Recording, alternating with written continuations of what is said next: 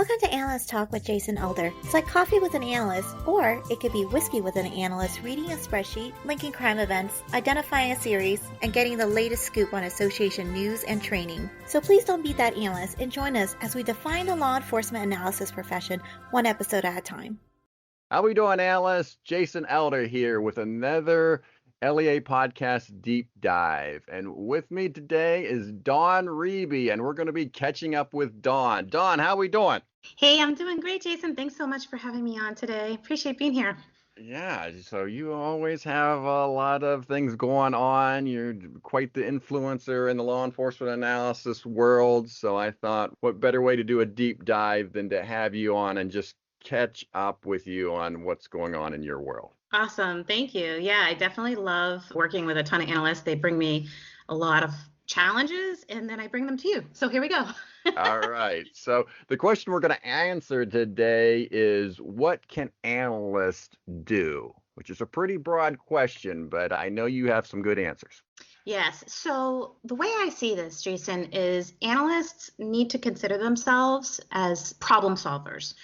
We need to be able to figure out what are the problems that my chiefs, my executives are dealing with, and then how can I, as an analyst or an analytical team, help solve those problems. And so today, really diving into what are the big problems that chiefs deal with. One of the things I see with a lot of the analysts that I come into contact with is they're thinking very small. They're responding to data requests, specifically what's being asked, right? And not really thinking of the bigger picture. They're taking a very reactive position in their role. And so we often tell our officers, like, let's be proactive. And that's the message for analysts. Let's be proactive. And how do we do that? And one of the key ways that we do that is to remove ourselves from the minute, and really think about the big picture stuff that is important to chiefs and executives today. And so there's a couple of things there that come to mind. First, do you feel that it depends on if you're reporting to the chief or not? No, I think an analyst is always, you kind of have to have like a two sides to you, right? You have to be able to dig deep into the data and get really granular. And you also have to be thinking about, how can I solve problems at my agency? And so if you have direct contact with the chief, absolutely, that should be a conversation with the chief. If you are with a larger agency and you don't have direct contact, you can certainly talk to your supervisors, your leaders, your managers, your executives to really tease through some of the bigger problems. You can even talk to your officers, right, to try to figure out what are the problems of our agency. And so when we're tucked away in an office in the back of the back of a building, maybe down in the dungeon, right? There's really, we only are contributing what we think from a distance could be helpful. But what we really want to do is we want to understand in totality what challenges the executives and chiefs face, right? And so when I think about how do we actually do that? Like, how do we know what the chief is thinking, and how do we know what the executives are thinking, and what's impacting them every day? There's so many ways we can do that. You can get out to the city council meetings. When I go to the city council meetings with the chiefs, listening to what the mayor and the team is talking about, and there are things that are going to impact our agency as a whole. So when I understand that they're going to be repaving and the community is going to get upset at road closures, what does that mean to me as an analyst? Or they're afraid there's some tax issues or increases going on. How is that impacting our chiefs? Or our communities? Is that increasing the petty crime that we're going to experience? And so that's just one way. One way is to get your butt to those community council meetings, those city council meetings. Another way is to just sit and talk with people. What are the things that you face? What's the biggest challenge? What I find is most people say that it's the community kind of barking at them, right? So the community talks about these little things that we think we need to solve murder, rape, and robbery, right? And of course we do. But sometimes we need a more global view. I did a quick ChatGPT search I just typed into ChatGPT and to Google, what are the 3 biggest problems that police chiefs currently face? What do you think they are, Jason? What do you think they are? Probably like noise complaints and traffic. That's a really good guess. The way that ChatGPT went with it was more internal. So they talked about the 3 biggest things that chief police and executives are really focused on right now is recruitment and retention. So with those huge levels of burnout, negative public perception, I mean, there's a lot of police agencies that are really struggling to hire at this point, right? And then retain officers and civilian staff. We have low staffing shortages. We have reduced morale, forced overtime, all of that. That's a big issue that chiefs have to deal with, recruitment and retention. So that was the number one, right? The number two issue is public trust and accountability, which is kind of what you were referring to, right? What kind of transparency do we have with the community? What accountability do we have? What are the key challenges that our chiefs navigate when it comes to standing in front of the community and delivering a message, right? And then the third thing it talked about was evolving crime and technology, right? So the chiefs are not techie people necessarily, right? They don't understand technologies. They go to chief conferences. They see really cool things, right? They know that cybercrime is increasing. They know that data theft is increasing, online threats and so forth. But how can we as analysts analyze local and regional patterns to really help our chiefs navigate these three challenges and make really clear and concise decisions around evaluating and supporting them, right? So did any of those surprise you, Jason, as the top three biggest challenges that they face? No, I mean, it wasn't personnel. After I thought about it for a little bit, I was like, oh, it's going to be personnel, because that's the biggest part of any police department's budget is personnel. That aspect of it doesn't surprise me. Yep, exactly. And so when we think about recruitment and retention, we think about a culture, right? So the big ticket item right now is wellness in policing, right? And so how do we help our civilians and our officers avoid burnout? That is a problem that many police departments face. So how can analysts give their executives the tools that they need to really succeed in this area, right? So we can analyze, okay, when we have high crimes or high responses to high level crimes like a suicide or a murder or things of that nature, does the data say that people are having a lot of sick days afterwards, or are people getting burnt out every whatever day, every third cycle they're taking days off, right? So really thinking about what data do we have at our fingertips and how can we present on this?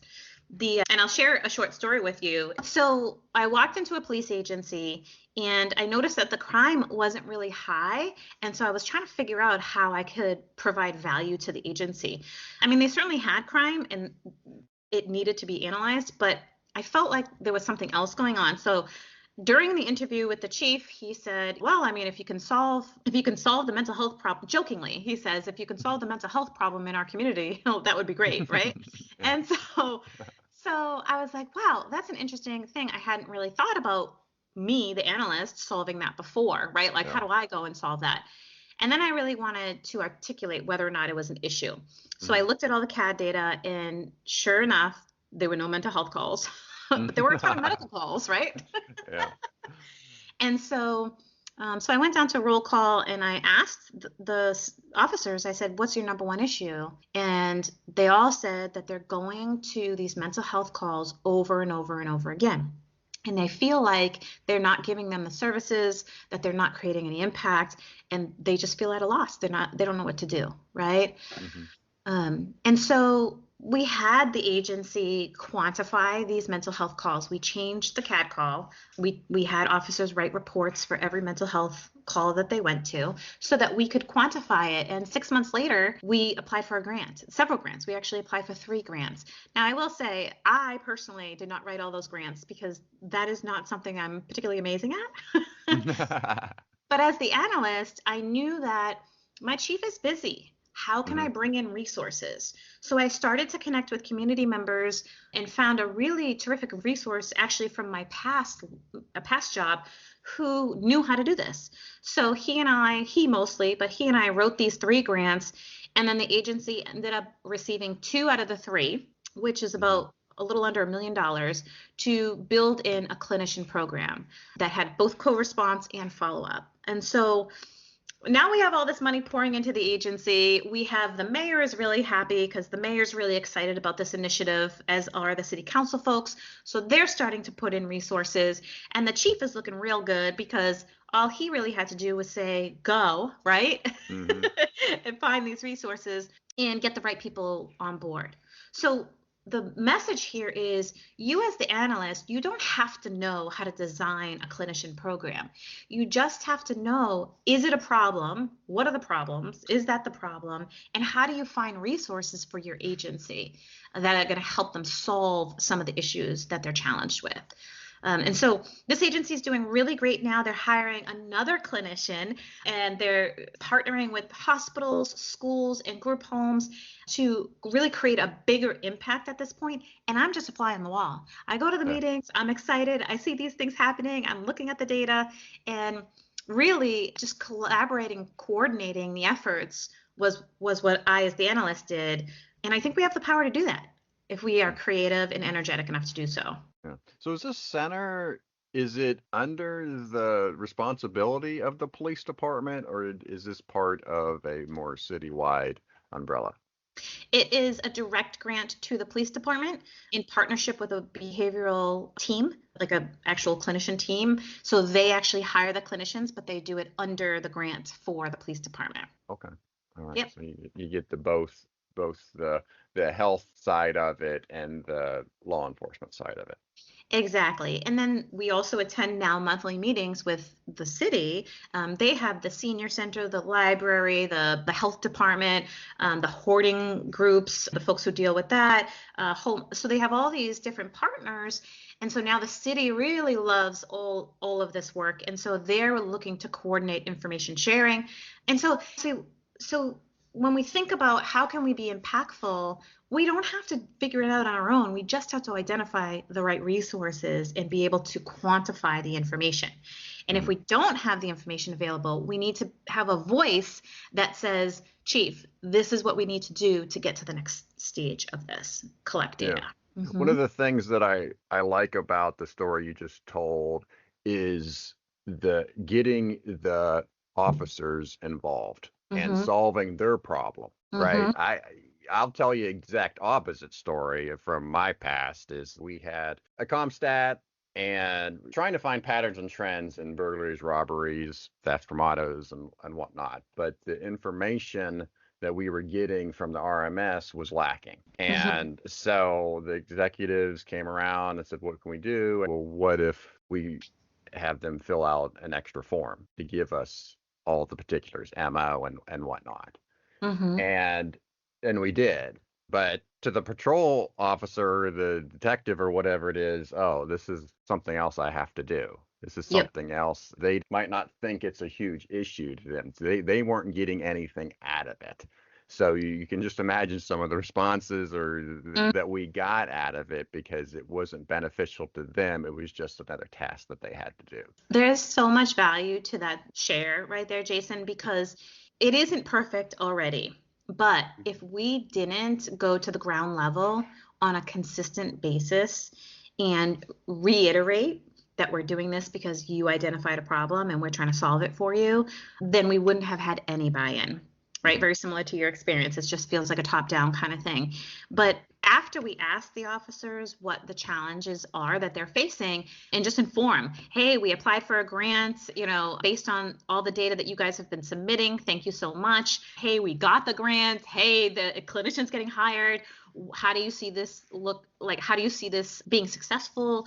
And so buy-in really means that you're not just talking once, you're talking multiple times.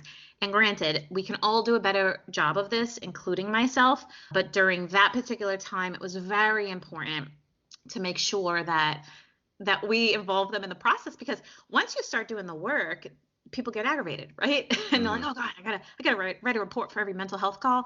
So we would go down a roll call and say, this particular report helped out so much because, right? And really reconnected them to the why over and over again.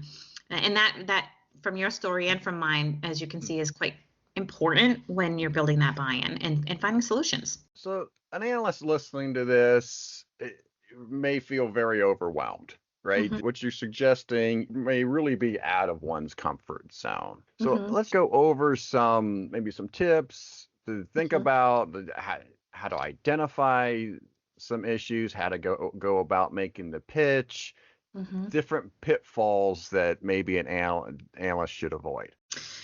Yeah, so I mean, it always starts with building the relationships and the partnerships. And so, really being able to have conversations outside of your box so that Mhm. you're not just coming up with ideas and telling other people what to do, right? Because that's just going to kind of kick you in the rear end, right? But being able to sit at these COMSTAT meetings or sit down with the commanders, maybe your platoon commanders during the start of roll call or maybe even after roll call, right? And Mhm. what are you looking at?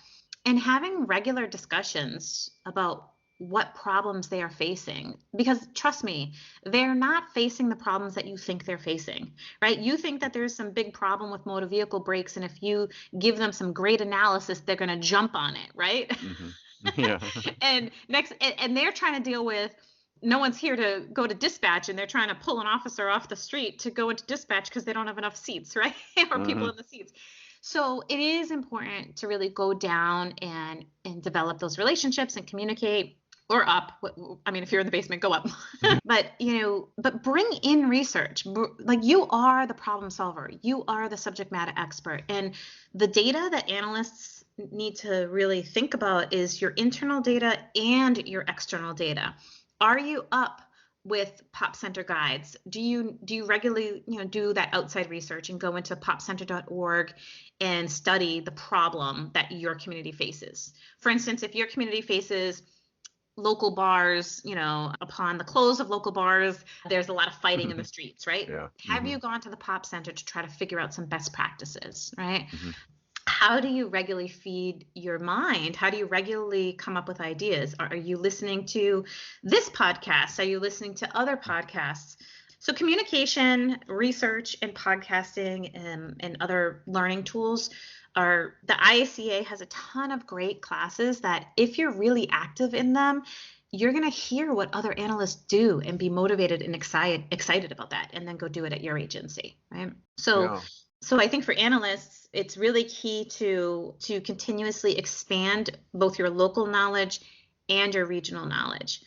You don't have to be the expert. We had another problem of culture and wellness at this one agency, and the chief wanted to create a wellness program, and he just had an idea. I want to create a wellness program because that's what a lot of chiefs are doing right now. Well, I didn't know two squats about a wellness program, right? So I'm just like, okay, well, what is, in my mind, wellness meant like working out, eating well, maybe like learning about matcha tea, those kind of Mhm. things. But the Yep. chief had a whole different perspective. So it was a learning curve for me. So I knew that I wasn't the one to build it, but I am the person to coordinate it. So I reached out to IACP, the International Association of Chiefs of Police. They have a great program called CRITAC. So it's CRITAC, that provides free subject matter expert support for agencies in the field of crime analysis, wellness, intel, like all kinds of retention, all kinds of police problems. And so I filled out, of course, with permission of my chief, I filled out this little form that said, hey, we're looking for some support in this area. They hooked us up with an amazing ICP CRITAC expert who met with us every other week and for a year almost, and provided step-by-step instruction on how to build a wellness initiative. So the thing to remember is, as I've been in this field since 1998, right? Like, and I still don't know everything, right? And I Yeah. never will. So the Yeah. thing is to remember is there's resources and super smart people out there that you can tap into and bring on board for the support. So we ended up building out our wellness initiative, and it was quite successful. It needs work, right? But it certainly is quite successful. It made my chief feel like he was making movement, even though his schedule is super busy.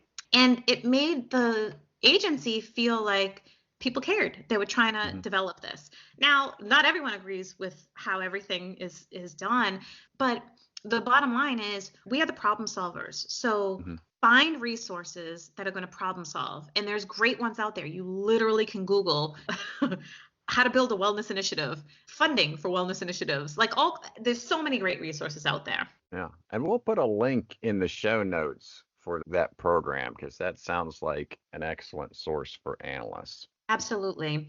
Pop Center, Crytech through ICP. ICP actually has a couple of great downloads if you want to do a wellness program or a crime analysis unit on your own.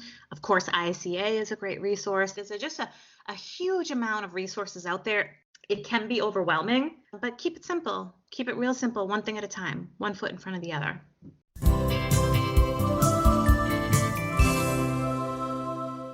Hi, I'm Kyle Stoker, and I'm encouraging you to vote in the IACA elections. You have the opportunity to vote for your candidate. So make sure you go to the IACA website and vote, because our membership has a voice in who leads the organization, and you want to make sure that your voice is heard.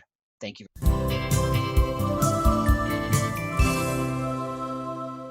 One thing that comes up on the podcast from time to time is this idea of the analyst role being in the police department's standard operating procedure. For most analysts, they're a little bit of like free radicals in a way, that they can have the freedom to go all the way down to patrol, talk to patrol, and then go all the way up to the chief and talk to the chief. And there might be times when there's not really that typical police hierarchy that they have to go through. And the reason I bring this up now is some of the things you're talking about in problem solving. If an analyst was at a department where their role, their duty is very well defined by a standard operating procedure, they may be handcuffed to doing some of the stuff that you're describing. So I wanted to get your take on the analyst role being in the standard operating procedure. So I would say analysts need an advocate, right? They need an advocate that's really going to help bring them into the operating procedures of an agency. When they're so far off, I find that the function works less effectively, right?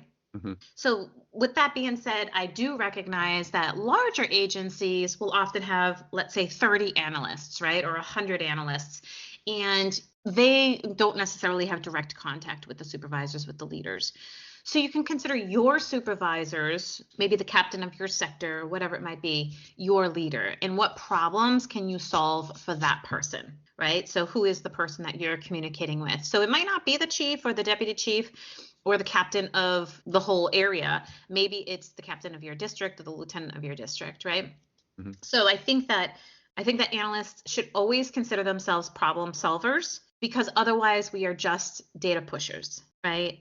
And we are just reacting. And if we don't understand what's going on, what the bigger picture is, then we're really not going to do our agency justice. So I get it. I get that there's some restrictions. I've never worked for an agency with 100 analysts, so I can't personally say, but I have a feeling that I would wiggle my way out and try to figure out what are the problems here. Yeah. I would go to the city manager meetings. I would try to be involved in as many executive meetings as possible to understand the bigger picture. Even if that means, now I'm going to put something out there, even if it means you're not going, but you're listening online, because our city manager meetings are recorded, right? Mm-hmm. And so you could always download the recording or listen to the recording the next day and figure out which way should I go, like what was important from this meeting. So maybe if you're a larger group, maybe the timing doesn't work for you and you can't attend, you can still outreach in this way so that you can be that subject matter expert and be that problem solver for your agency.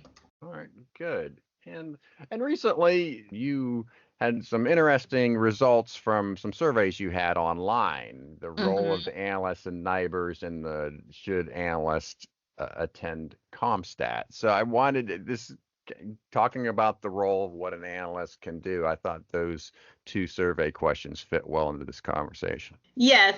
All right, let's start with the NIBRS one. Is that okay? Yes. All right. So this one irks me so badly. So the question that I put up on LinkedIn, on social media, was, should analysts be responsible for NIBRS, right? NIBRS is the National Incident-Based Reporting System. It's how the federal government receives our data. It's replacing the UCRs, right? So really, somebody presses a button and submits all the data to the government. And so the question is, should the analyst be responsible for being that person who has to verify that data and submit it to the government? And so my initial gut feeling, my initial gut response is hell to the no. I mean, here's the thing. Analysts are completely separate from data quality. Now, I know that sounds odd. You're probably thinking, why did she say that? I spend most of my day cleaning data. I understand that is a fact for a lot of analysts. But I compare it to running, right? If you're going to run a marathon, do you run it all, Jason? I do. I'm a big runner. I've run a couple marathons. Okay. So what kind of shoes do you use for your marathons? I get specific shoes at a running store if I'm running a marathon, because that's 26 miles. Yeah. And so do you have a special brand that you like? You know what? I've rotated through several over the years. So it's usually when I go to the store, they'll do measurements, they'll see how I walk, they'll do some extra things to then recommend a shoe to me. So that's the way I do it for the bigger races. Perfect. And then you're running your marathon and you're thinking about what? What are you thinking about when you're running the marathon? Not my shoes. Not your shoes, right? I'm thinking about like my pace, and to me, it's very mental health. It's that escape that I can do when I am running. Exactly. You're thinking about the pace. You're thinking about, okay, is my body aligned? You're thinking about all the things that are going to get you across that finish line, right? Mm-hmm. You're not thinking about, did I sew these shoes correctly? You're not thinking about, did I meld on the rubber on the soles correctly, right? Because none of that matters to you. Somebody else did that. Somebody else made those shoes perfectly for you. Somebody else fitted you into those shoes. They watched your gait. They figured out how you walk and what's going to best support your run. And you just put the shoes on. Now you had to tie up the laces, right? You had to go and make sure that they fit all right. You probably had to practice in them a little bit and kind of wear them in. Sure. But you didn't actually make them. Mm-hmm. And so that's the analogy I like to share with analysts. Our job is not to make the data, right? Our job is not to fix all the data, to sew it together. Our job is to get the data, make sure that it fits, wiggle around until it does, and then use it to run our race, right? Mm-hmm. And so for that reason, I often tell analysts, no, and quite honestly, I have this conversation more with executives, no, do not assign your analysts to be your NIBRS people. Because here's what happens in that scenario. Everybody depends on the NIBRS person to clean the NIBRS data. So they submit a bunch of dirty data, and then the analyst or whoever's doing the NIBRS data spends all their time cleaning this information because nobody really cares about it, right? Like, I mean, it's how it is. And to give our officers reprieve here, they're taking calls. They're going from one crisis to another. That is the least important thing to them, right? We want them to focus on the important things. We do want them to be aware and do good work report writing wise, but the reality is they got a lot of things on their mind. So sometimes we get dirty data from them. Yeah. So the analyst really should not be the person cleaning that data. And probably 75% of the analysts I speak to say that they're spending all their time, or at least 3/4 of it, cleaning the data before they ever get to analyze, if they ever get to analyze. And so that is a misuse of a quality analyst. Right? Because we really want our analysts to have quality data, timely data, accurate data, complete data, so that they can kind of tweak it, make sure it has everything that they need, add things that they need added to it, and then go running and analyze the data and provide proactive support for our teams, right? And so with all that said, that is the number one reason why I don't want analysts doing NIBRS. It takes way too much time, and it often becomes a one-person gig, right? Yeah. And you also need authority to kick that back, right, when it is dirty. Exactly. It does need to be a position in the department to kick that back, knowing that there's going to be a lot of frustration because it did get kicked back. Exactly. With all that said, I fully recognize that the majority of police departments in the United States of America are small and might have like a combo position, right? So they might have an analyst who has administrative responsibilities. if that's the case, if that's you, you're listening to this right now and you're like, there's nobody else to do this, Dawn and Jason, you guys are living in a dreamland. If that's true for you right now, I would say it's very important for you to do two things. One is to divide your time. Divide your time clearly between the two roles. You might have a sign on your door that says crime analyst in action or record staff in action, right? And you flip it. And you flip it. And really have that concrete dissection so that you don't become the data person only. Because I'm telling you, if it hasn't already happened to you, it will, right? You will end up cleaning all the data in the world. And the second piece of advice I have is develop a buy-in strategy relative to the buy-in of analytics. I'm doing a 12-week course with the IACA right now for supervisors where we're developing, each agency, their job is to develop a buy-in strategy, which really focuses on the why we want quality data and why we want analytics. What is it going to do for us as a team? When you provide training to your officers on what button to click and what the difference between an aggravated assault versus a simple assault is, it's boring, right? But if you focus on the why, if you present on the motor vehicle series that was stopped as a result of great reporting, right, and ex-bulletin, then they really connect the bigger picture. They connect to the bigger picture and they understand their role better in quality data. So a buy-in strategy involves a lot of things: validation, working with the vendor for validations, working with your boss, the chief, for accountability, and then of course working with the folks who are writing the reports to really help everybody understand the true reason why you need this information. So if that's you, if you are a smaller agency, those are the pieces of advice I have for you. For everybody else, yes to a buy-in strategy, no to being the NIBRS specialist. All right. And then let's get back to the COMSTAT survey question. Yeah. And this one is similar in response, right? Because if you belong to a large agency with 100 analysts, it may be too big for you to go to that meeting, right? I mean, how many police departments have that many analysts? I think like we have a couple in California, a couple in Texas, like maybe Virginia has like 5 analysts at one agency. Like there's not a lot of agencies. New York might have 30 or 100 analysts, right? Yeah. I was thinking New York and Houston off the top of my head. Exactly. New York, Houston, and maybe LA, right? And then in Canada, certainly you have larger kind of regional crime group, right? But for the rest of the world, you probably are a solo analyst or a team of under maybe 6 or under, right? And so in that respect, I'm talking to you.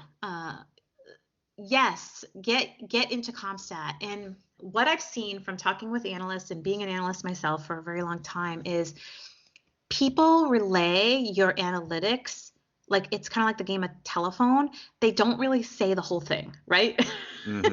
So they might say a lot of it, and then someone asks them a question and they don't know how to answer it. And next thing they're like falsely answering questions by accident, right? So they're unintentionally giving the wrong information. And so that's the first problem. The second problem is you are not developing relationships if you're not sitting in the meeting with executives, right? And helping to understand their problems, which is the third thing, understanding the problems.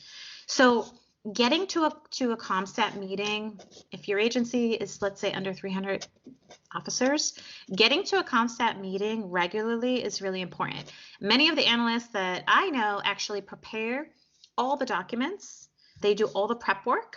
They meet with the commanders ahead of time to tell them what's going on in their sector or their shift, right? Because we want them to succeed. They meet with the chief ahead of time to make sure that the chief understands what the patterns and trends are. And they learn. They sit and they learn. So going to COMSTAT, and I've been to hundreds of COMSTATs, they're always of value to me. I learn things that I never even thought of. It's interesting to me to think that a department could have an analyst and not have him or her part of the COMSTAT process. Yeah. That seems to me would be odd. But there's also obviously those that are part of the process, but then there's other analysts that aren't part of the process. And there is value in going, even if you're in a more tactical role as an analyst, and there's still value there to go to that COMSTAT, even though it may not be understood that you go. Yeah, exactly. Exactly. And part of it too is the analyst might not be ready to go, right? Like, let's say you're an analyst and you're thinking to yourself, oh my gosh, I don't want to talk in front of people. They're going to talk to me and I'm going to have to talk to them, and I don't know all the answers. And that can be a problem, right? Maybe you are a lieutenant and you're in charge of starting a brand new unit, and you hire a brand new analyst and they're not ready to talk to your staff. At that point, they should still come to the meetings to learn, and there should be an advocate for them, right? Really helping them, the message get across. But then on the back end, you as an analyst, being able to speak, being able to relay your message, communication is critical. So if you have to take a public speaking course, if you have to practice in front of a mirror, if you want to volunteer for a local analyst networking group, or even the IACA, and practice giving presentations. I mean, there are so many local analyst groups that are constantly looking for someone to present, even if it's virtually. You can opt to do that and break out of your shell a little bit so that you begin to build the confidence that's needed. Because if you are not confident and you're stumbling, it could really be detrimental to how people receive your analysis. So you want to make sure you're working on that. Yes. You want to make sure you're working on that, and that's a big deal. And it truly is. And there are some analysts, maybe you're a real-time center analyst and you do all the SQL writing. Maybe you are not the person presenting, and I understand that. But for the other analysts who you're producing the statistics or you're producing the analysis, it's really important that you know how to communicate. I will share with you, Jason, I had an opportunity to do through NHTSA, the National Highway Traffic Safety Administration. A while ago, we did a mastermind series, and one of the events of the series was to bring on a bunch of chiefs from around the U.S. and ask them, what do they look for in an analyst, right? What do they look for in an analyst? And they talked about these kind of interesting things. They talked about confidence. They're like, I want my analyst to tell me what I need to know without me asking them, right? They're like, I want my analyst to have confidence and be able to see, put evidence in front of me before the media does, right? So the chiefs are really looking for you to be as professionalized as possible. And sometimes that means you doing growth work that has nothing to do with your agency, right? You might have to pay for your own growth work. You might have to pay for an IACA course, or what are those groups called where they do public speaking? I forget. Toastmasters. There you go. You might have, are they paid? Are they free? I don't even know, but you may want to join something like that. Yeah. Yeah, I think they are free, actually. Yeah. So it's important for us to have a voice. It's important for us to be able to articulate our analysis and to be able to answer questions. Now, in COMSTAT, the worst fear of analysts is often, what if I don't know the answer, right? I've heard this one. They get really nervous. They say, what if I don't know the answer? You are still a genius. You are still amazing. Nobody knows the answers to everything. And you can say something like, that's a great question. Is it all right if I get back to you on that, the answer to that by the end of the day today? Yeah. Right. And then you go back to your office and you figure it out. Yep. And that's perfectly fine. So. Absolutely. All right, Dawn, I could talk to you for hours, so I'm going to wrap this up, though. What's, just as we finish up, anything you want to promote before we finish? Yeah, absolutely. So as I run excellence in analytics, and we have a wonderful, wonderful program. It's called WISE, and it's this combination of wellness and analytics. And so each month we talk about different topics. We give tools for analysts to build out these systems. We do one-on-one coaching. We do group coaching once a month. And it's really a wonderful program for new analysts as well as seasoned analysts who are looking to build in both wellness and crime analysis legacy into their agencies. And so we'll have the link for you guys. You can check it out, see if it's right for you. All right. And if somebody wants to get a hold of Dawn, how do they do it? Yep. I'm on LinkedIn, and you can reach me at dawn@excellenceinalytics.com. I generally try to respond within 24 hours. So if I didn't, please reach out again and make sure I got your message. All right, Dawn, it was fantastic catching up with you. Thank you for your time and your advice, and you be safe. Thank you so much, Jason. Thank Thank you for making it to the end of another episode of Analyst Talk with Jason Elder. You can show your support by sharing this and other episodes found on our website at www.leapodcasts.com. If you have a topic you would like us to cover or have a suggestion for our next guest, please send us an email at leapodcasts@gmail.com. Till next time, analysts, keep talking.